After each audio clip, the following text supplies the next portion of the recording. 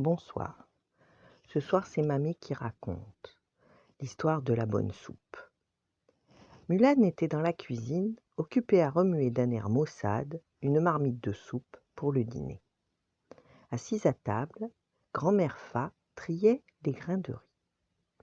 Elles étaient silencieuses, perdues dans leurs pensées, après la nouvelle qu'elles venaient de recevoir. Fazou, le père de Mulan, devait rejoindre l'armée chinoise afin de protéger l'Empire contre les invasions des Huns. Un homme de chaque famille se mettait ainsi à la disposition de l'empereur. Comme Mulan n'avait pas de frère, son père avait été désigné. Mais s'il avait été jadis un soldat héroïque, Fazou n'était plus très jeune, ni assez fort pour participer à de nouveaux combats. Mulan se sentait désespérée. Si son père rejoignait l'armée, il serait sûrement tué. « Pourquoi mon père doit-il aller se battre ?» demanda-t-elle soudain à sa grand-mère. « Ce n'est qu'un homme de plus. S'il n'y va pas, l'empereur n'en saura rien. En revanche, sa mort sera une grande perte pour notre famille, poursuivit-elle en soupirant. Sa grand-mère poussa elle aussi un profond soupir et continua de trier son riz.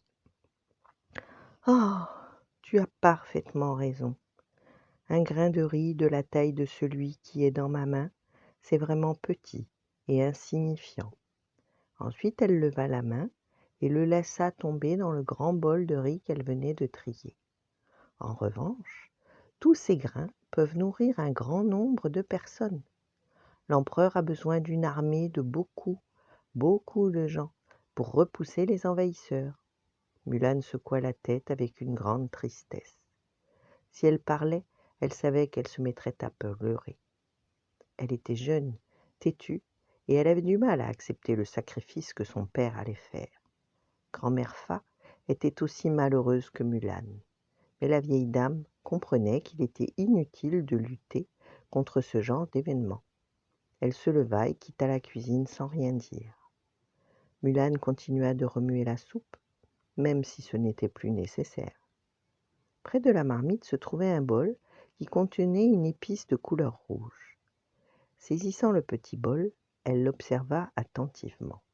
« Un grain de riz est petit et insignifiant, se dit-elle, et pourtant, une minuscule pincée de cette épice peut changer la saveur de toute la soupe.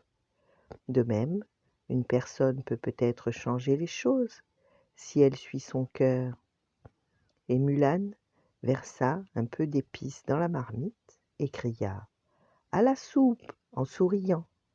Elle avait compris qu'elle aussi pouvait servir d'épices et prendre la place de son papa. Voilà, bonne nuit, faites de beaux rêves et à demain.